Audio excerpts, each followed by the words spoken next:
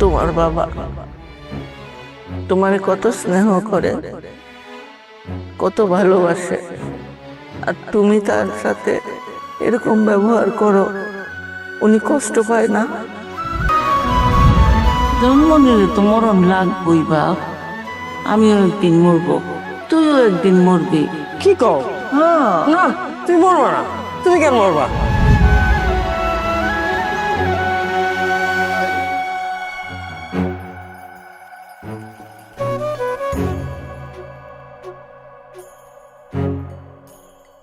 ওরত না, কি করো একা বসে বসে? ওমা আমার কেমন একা একা লাগে, ভয় লাগে। ওমা, একা লাগবে কেন? ভয়ের কি আছে? আমি তো আছি। আমাকে কি তোমার মানুষ মনে হয় না? এইটাই তো ভয়, আপনার যদি কিছু হয়ে যায়, অসুস্থ হন, আমি কই নিয়ে যাব, কি করব? ছেলেরা দূরে দূরে থাকে। আগে খাইরুল ছিল, এখন খাইরুলও এখন চাকরি করে। আরে, এই সমস্ত আবল তাবল চিন্তা ভাবনা তুমি সকাল সকাল শুরু করে দিলা। রাখো তো। আর খায়রুল কি আজকে চাকরি করে? সে তো কতদিন ধরে চাকরি করে। তো তোমার এত অসুবিধা কোথায় হইল? হঠাৎ করে যে কথা বলার না সেই কথাই বলে শুরু করে দিলা। এই বয়সে আইসা ছেলেদের প্রতি এমন মায়া লাগে, এটা মা ছাড়া আর কেউ বলতে পারবে না। মায়ের মন এটা তো করেই, কিন্তু তুমি ওদেরকে নিয়ে এই সমস্ত আবল তাবল চিন্তা করো, এইটা যদি ওরা জানতে পারে তাহলে ওরা নিজেরাই তো মনে মনে নরম হয়ে যাবে। ওরা আজকে আসতেছে, ওরা যেন কোনোভাবে এই সমস্ত কথা জানতে না পারে, বুঝলা? এগুলো বাদ দাও, ওঠো, আসো, ঘরে আসো। ওদেরকে বলতেছি না তো, আপনারই বলতেছি। হ্যাঁ, ঠিক আছে, ঠিক আছে।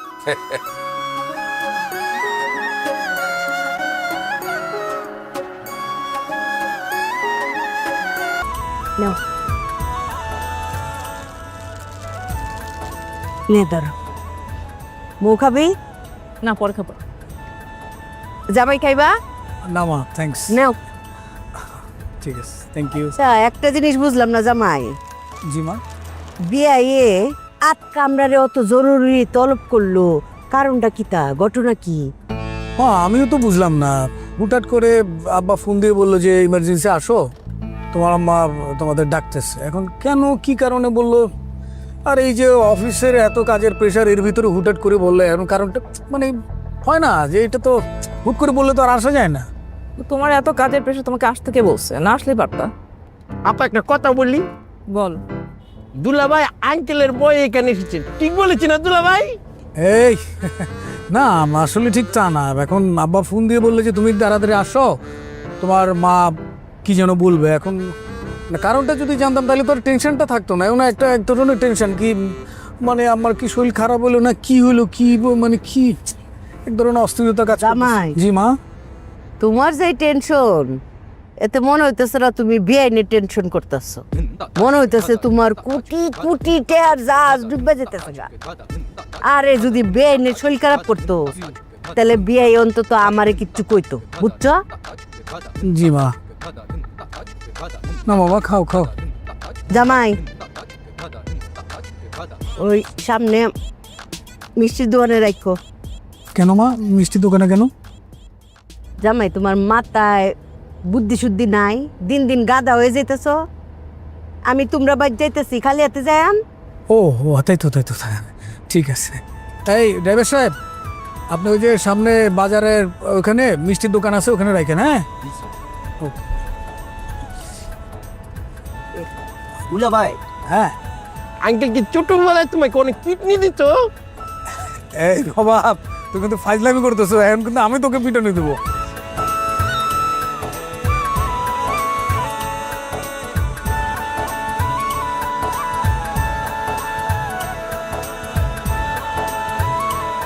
কি খবর মাস্টার সাহেব?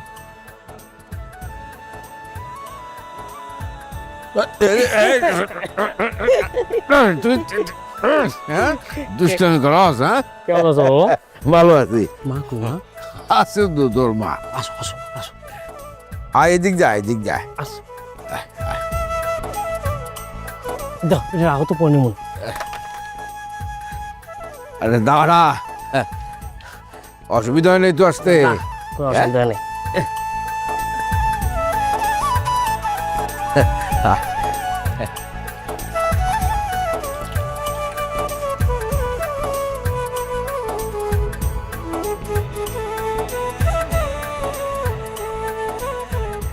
কে কে খায়রুল সাইডা দে, তোর শরীরের গ্রানি আমি বুঝি। তুই খায়রুল, সাত সাত ছয় চার কেমন আছো মা? কি ভালো আছি। এত জরুরি তলব কেন বলো তো? হ্যাঁ সেইটা কোয়া যাইব না। পাওয়া যাবে না আচ্ছা না কইলা তোর দেখতে ইচ্ছা করছে। দেখতে ইচ্ছে হচ্ছে, তুমি তো সারাক্ষণ আমার সাথে ভিডিও কলে কথা বলো। ভিডিও কলে তো তোর শুইতে পারি না। এই যে এগুলি এসব কথা কি বাবা তুমি শিখা দাও মানে? বলছো তোরে আমি শিখে দিচ্ছি হ্যাঁ তোর মায়ের কি বুদ্ধি বিবেচনা নাই আমার শিখে দিতে হবে হ্যাঁ আয়, হাত মুখ ধু তোর কিছু খাওয়ানোর ব্যবস্থা করো আয় আয় করতেছি। আসো বলো। হ্যাঁ, আসো আসো। না আমি তোর খাওয়ানোর ব্যবস্থা করি, তুই আচ্ছা, আচ্ছা। তুই আয়। সমুদা হ্যাঁ দাদা, কত হলো? এই 2580 টাকা হয়েছে দাদা। 2580? জি। কি রে তোর খাওয়া শেষ হয়নি? তুমি তো এখনো বিল দাও নাই, তুমি বিল দাও, তুমি বিল দিতে দিতেই আমার খাওয়া শেষ হয়ে যাবে। আরে দাঁড়া, বলো তো কি কি কি ঘটনা, কি কেন ডাকছেন আমাকে? ও অনেকদিন মাছ ধরি না তো তাই ভাবছি যে তোরে নিয়া মাছ ধরবো। এই যে তুমি তো মজা করতেছ, বলো না আসল ঘটনা কি? আরে না করো নাকি ওই যে জাল টাল সব রেডি কর বসি টসি ল চল মাছ ধরে আসি না না বলো না। ওই বিয়াই বিয়াই আরে আমি জানি না ওনাদের রাস্তা বলছো তুমি? সবাই রাস্তা বলছো? আব্বা আয় করছি আমরা। আরে দাদু ভাই তাতে যাও তাতে যাও দাও কাছে। ওয়ালাইকুম সালাম আরে কি অবস্থা কেমন আছেন বেঞ্জে সৈয়দ আসছো? মা কি অবস্থা আব্বা? আরে না না না মা কি অবস্থা তোমার? আম্মা কিরকম আছো? আছি ভালো মা কেমন আছো তুমি মাশাআল্লাহ বিয়াই হ্যাঁ আজকা এরকম ইমার্জেন্সি কল কিতা জমি জমা বন্টক করবে নিহি, আমার বাগেরটা গুলাম রাখবাই, আপনি গুলাম আমার বড় ভাই। না না বিয়ান ওই রকম কোনো কিছু না ওই আপনার বিয়ান সাহেব বলে যে সবাই কতদিন দেখি না মনটা খারাপ লাগে মিস করে মা কইছিলাম না যে হুদাই আমা তুমি মিস করো, সেটা তুমি ফোনে বললে হতো। আমি দুনিয়ার কাজ অফিস টফিস সব কিছু ফালাই চলে আসছে, তোমাদের বৌমা নাতনিকে পাঠাই দিতাম। আমার কাজকর্ম আছে না ওগুলো ফালাই। আব্বা দেখো মানে মার ছেলে মানুষই দেখো। জামাই হ্যাঁ তোমার কাজ কাম সারা জীবনই পাইবা, কিন্তু মা বাপ সারা জীবন থাকবো না, বুঝছো? এই যে তোমার মা যে তোমারে মিস করতেছে এইটাই তোমার আসল জরুরি কাম, বুঝছো? যাও ভিতরে যাও। তাহলে আমি মিষ্টি দিয়ে রাখি। না, না, কালাম আমার কাছে না, আমার কাছে। আসো আসো কেমন আছো বাবা? আসো আসো আরে বিয়াই যাও। আয়। আইনুল মিষ্টি খাও যাও। হ্যাঁ কাই এই যে নিয়ে যাও এই হলে যাই। যাও আপনি একটা মিষ্টি খাবেন?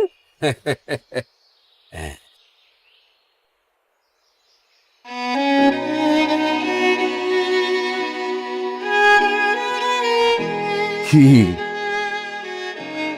সব ঠিক আছে সব ঠিক আছে মন খারাপ করো না যাও ভিতরে যাও যাও যাও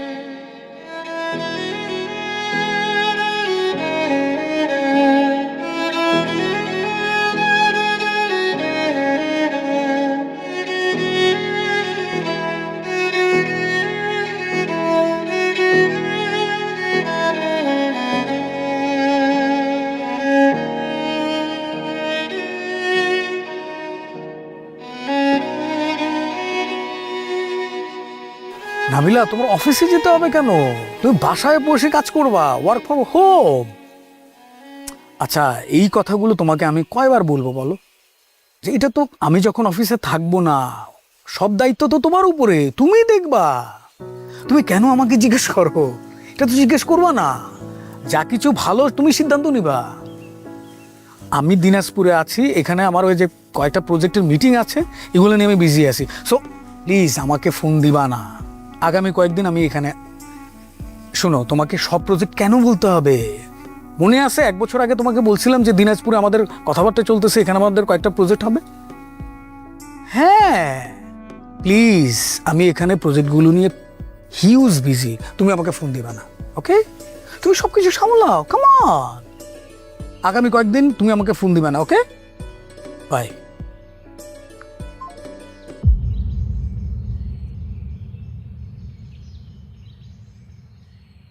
তুমি দিনাজপুর মানে? দিনাজপুর? কি কি দিনাজপুর? তুমি ফোনে বললা যে তুমি দিনাজপুরে। তুমি কি দিনাজপুরে? আর কি শুনছো? আর কি শুনবো? বললা যে দিনাজপুরে কোনো একটা প্রজেক্ট নিয়ে বিজি আছো। আর কিছু না? এই যে তোমরা না আড়াল থেকে কথাগুলো শুনে, এটা তো খুব খারাপ। আরে বাবা, জিনিসটা হচ্ছে যে অফিস থেকে বারবার ফোন দিচ্ছে। আমি ওদেরকে বললাম যে আমি দিনাজপুরে একটা প্রজেক্ট নিয়ে ব্যস্ত আছি, সো তোমরা আমাকে ডিস্টার্ব করো না। ডিস্টার্ব করবো না তাই বললাম। সেজন্য তুমি মিথ্যা বলবা? আরে বাবা, আমি কখন মিথ্যে বললাম? মিথ্যাই তো বললাম। তুমি কি দিনাজপুরে এখন?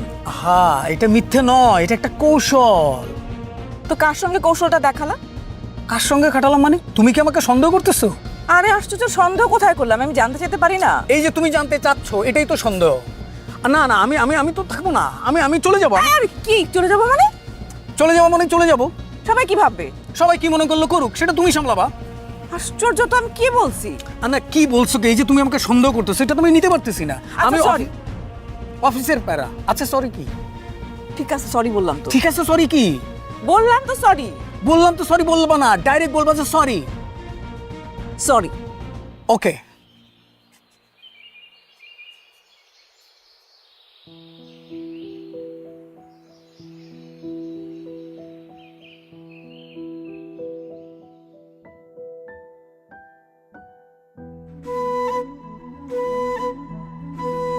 হোসেন ভাই, হোসেন ভাই।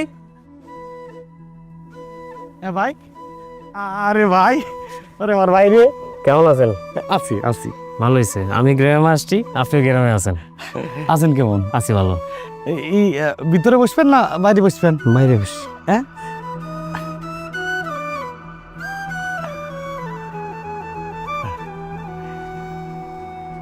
ভাই আমার না ঢাকা মন টেহে না রে ভাই। মা মরার পরে আমার 2-4 দিন গেলি আমার অস্থির লাগে। আমি ঢাকা থাকতেই পারতেছি না। আমার কি হয়েছে আমি জানি না। মানে ওই যে ইসের মতো, ওই যে দাঁত থাকতে দাঁতের মর্যাদা তো কেউ দেয় না। মা জন বাইচে ছিল। আরে আল্লাহ, কি কব ভাই, মনে পড়লে অস্থির লাগে। মা জন বাইচে ছিল। হোসেন তুই কবে আসবি? আয়, কটা দিন থাকে যা। আসিনি ভাই। আরে মা নাই, মার কব্বর আসছে, কব্বরের টানে চলে আসি ভাই। আর ভাল ঠায় না, মনে হয় যে মার কাছে যাই, মার কাছে যাই। ভাবতাম যে কি জিনিস ভাই, বাইসে থাকতে কেউ বোঝে না। মা চলে গেছে, আমি ঠিকই বুঝতেছি মা কি জিনিস। ভাই রে, বাপ মা যে বাইসে আছে, একটু সময় দিয়ে আর গেলে আর পাবেন না ভাই। ভাই, আমার তো ঢাকায় চাকরি করার কথা না। আমি সারা জীবন ভাবছি বাবা আমার সাথেই থাক। কোথা দিয়ে কি হয়ে গেল, কেমনে কেমনে আমি যেন ঢাকায় চাকরি করা শুরু করলাম। এই যে ঢাকায় যতদিন থাকি, বিশ্বাস করেন আমার নিজের কাছে মনে হয় কি আমি অনেক অনেক দূরে আছি, মানে প্রবাসে জীবন কাটাইতেছি। ছুটি পাইলে আমার মন চাই চলে আসতে। চলে আসবেন, কাকা কাকির হাতে সময় দেন, শান্তি লাগবে। চলে গেলে আর পাওয়া যাবে নি রত্ন। থাক, আর কান্নাকাটি করেন না, চলেন তো বাজারের দিকে যাই, চা খেয়ে আসি। বাজারের দিক যাবেন? চলে।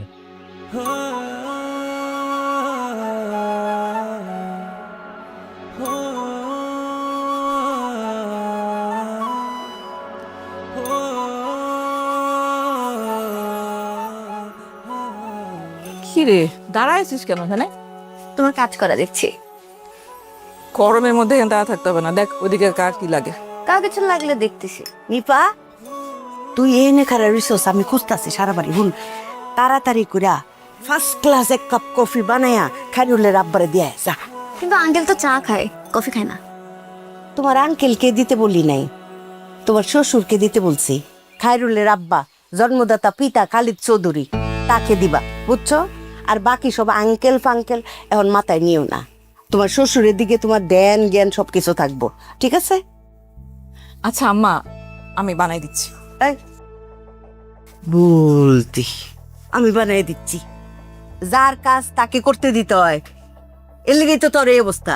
তুই সারা জীবন মাইন্ডের কামটা করে লাস আর নিজের কামটা মাইন্ডের দিয়ে করাস। যা দিয়ে আয়। যারা বানাই দিচ্ছি আমি।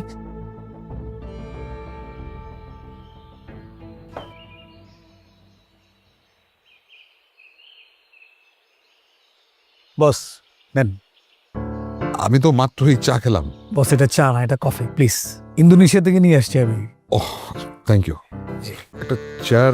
না না বস বসেন। মাশাআল্লাহ, আমার বসতে ইচ্ছে বিয়াই, করে না যে আমি হাঁটি। আপনার দুইটা ফুট এত আদব কায়দাওয়ালা, নিরহংকার মাটির মানুষ। দেখছেন নিজের হাতে কফি বানায় খাওয়াইতেছে খাইরুলের আব্বারে।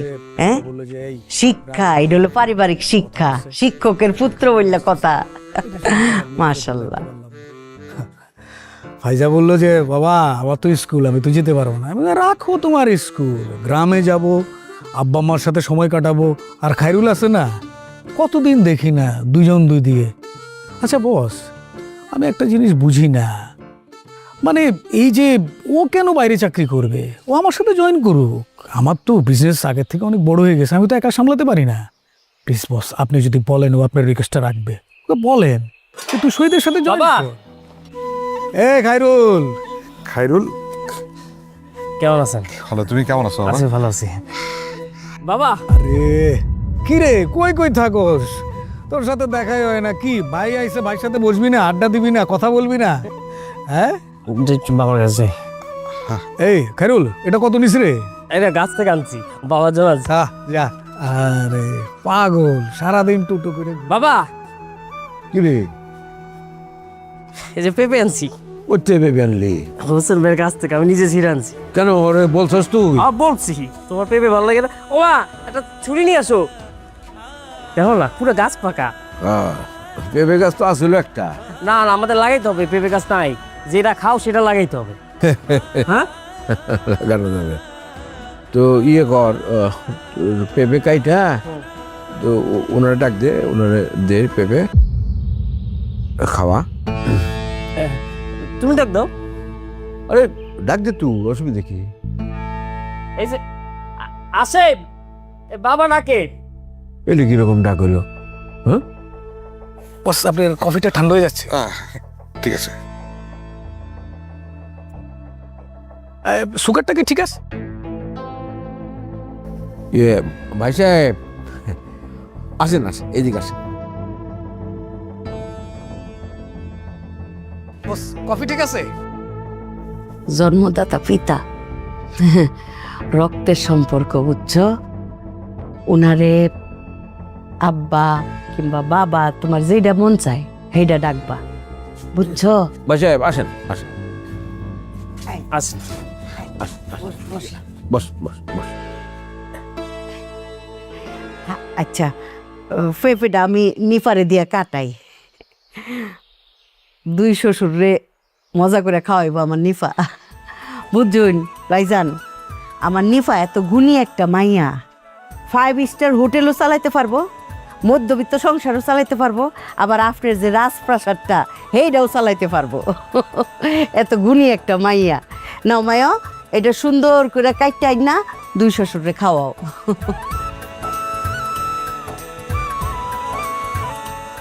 বিয়াই, এইবার কইন আমরা বাইজান আইসা পড়ছে, ওনার অপেক্ষাতে আমরা আসিলাম, এখন আপনি কইন।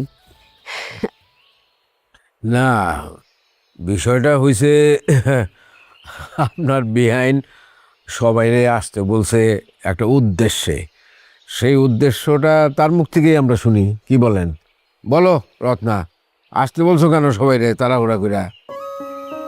আমি সবাইরে ডাকছি, আমি আসলে খায়রুল নিপার বিয়াটা দিতে চাই। আম্মা, খায়রুল নিপার বিয়ে তো ঠিক হয়ে আছে। ঠিক হয়েছে, কিন্তু আজকেই বিয়াটা দিতে চাই, কাজী ডাইকা বিয়া পড়ায় দিতে চাই। এটা কোনো কথা নাকি? আজকেই দিতে হবে এমন কোনো বিষয় আছে? সবার সাথে আলোচনা করো, সবাই কি বলে শোনো, দেখো, তাই না?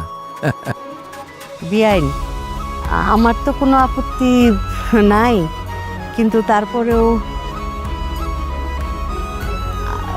আমার সপ্তের ছোট মাইয়া, আমার একটু শখ আছিল আর কি, যে দুমদাম করে অনুষ্ঠান করে আগে গায়ে হলুদ তারপরে বিয়া, এটা আমার ইচ্ছা ছিল আর কি। আমা, বিয়ে কে কেন হবে? একটা উইডিং ডেস্টিনেশন হলে আলোচনা সবাই একসাথে। তো এটা কোনো করতে চাস? কক্সবাজার। আপনারা অনুমতি দিলে আমাদের নিজেদেরই তো বেশ কয়েকটা রিসোর্ট আছে, সেখানে হতে পারে আমি ব্যবস্থা করি। ভাইজান, এইটা আমি জানি আপনার খুব সুন্দর সুন্দর রিসোর্ট আছে। আমি চাই আমার ছোট মাইয়া আমার বাড়ির থেকে বিদায় হইব, আমার বাড়ির থেকে শ্বশুর বাড়িতে পাও রাখবো। আমা, বাড়ি কোনটা? পুরন বাড়ি না নতুন বাড়ি? আই চুপ থাক। বোনের বিয়ে জানতে হবে না আমার? এইটা সপ্তাহের লিগে সারপ্রাইজ। বলতে হবে না কথা।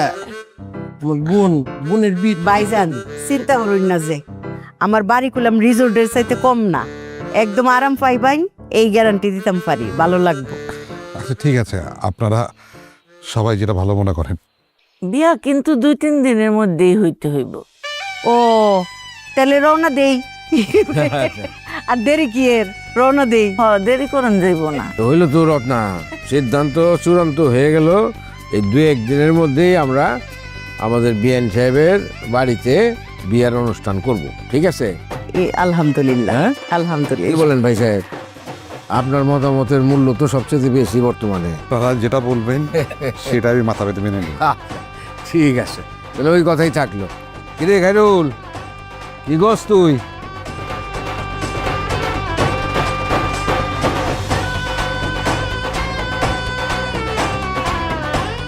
দেখেন আপনারা যেটা ভালো মনে করেন। ঠিক আছে।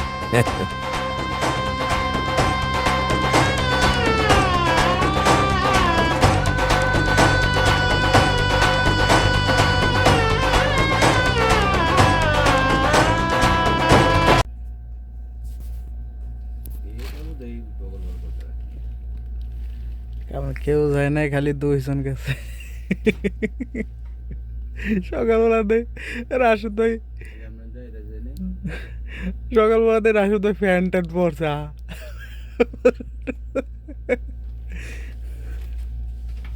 রাবে, হ্যাঁ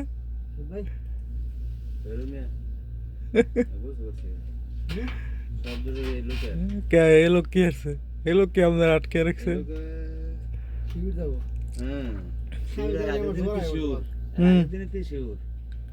শিওর কইয়া বিওর হয়ে গেছে না? এটা কিন্তু ঠিক হয় না রাব্বে। শিওর কইয়া বেটারে হ্যাঁ বল তুমি গেলা না, এটা কিন্তু ঠিক হইল না। আমি রাত্রে ভয়েস দিছে না গ্রুপে, যে 4 দিন অ্যাবসেন্ট দিলে এরপরে রিলিজ করে দিব অটো কোম্পানি। তা আমি আবার মারুফের ভয়েস দিছি, ভাই আমি তো ঢুকার পরে এক লগে 6-7 দিন অ্যাবসেন্ট মারছি। আরিফ ভাইও জানে অসুস্থতার কারণে অ্যাবসেন্ট মারছি। কয় এটা সমস্যা নাই, এটা যেমন হোক মানায় নেওয়া যাবে, কিন্তু বর্তমানে নতুন করে কোম্পানির ম্যানেজার মেইল করছে, এখন থেকে যদি 3 দিনের বেশি অ্যাবসেন্ট হয় তাহলে অটো কোম্পানি থেকে টার্মিনেশন করে দিও। 3 দিন কি 4 দিন? 4 দিন 5 দিনও পারবো, শুক্রবারই তো 4টা রয়ে গেছে। জীবন চলে না বেড়া, চায়নাগুলোকে কাম করে যেই কাম করে। হ্যাঁ, পুরো তেল বাড়ছে, লোক বেশি হয়ে গেছে না। লোকজন কম আছিল তখন ফায় ধরে নিচে মানুষের কাম করানোর লেগে।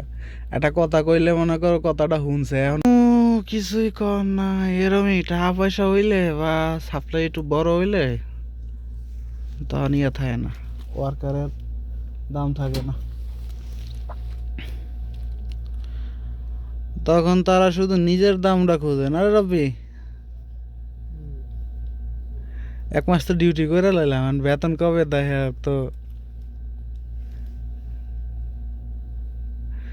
আমার তো সময়ও নেই যে আমি আরেকটা সাইডে ঢুকিয়ে দেবো, ইয়ে করবো, ওর লাগে আমারও তো সময়ও নেই, কী করবো এই চিন্তা করতে আছি বুঝছিস। একটা সাইডে ঢুকলে আবার বেতন রানিং হইতে হইতে 3 মাস,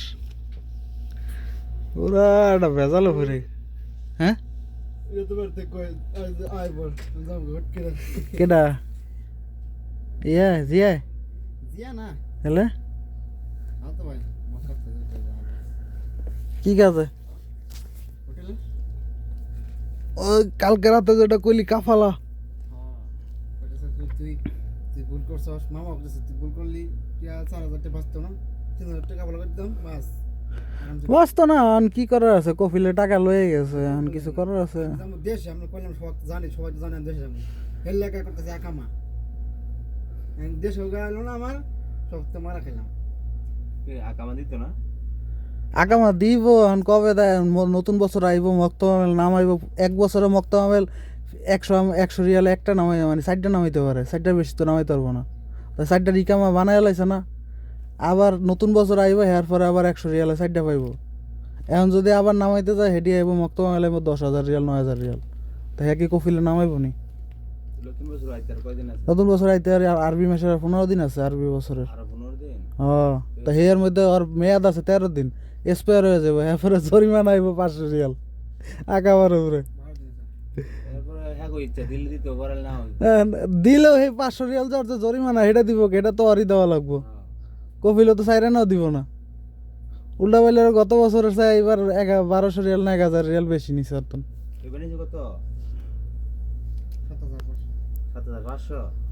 দুইশো 50 মাংনা শুধু কামা বানা না।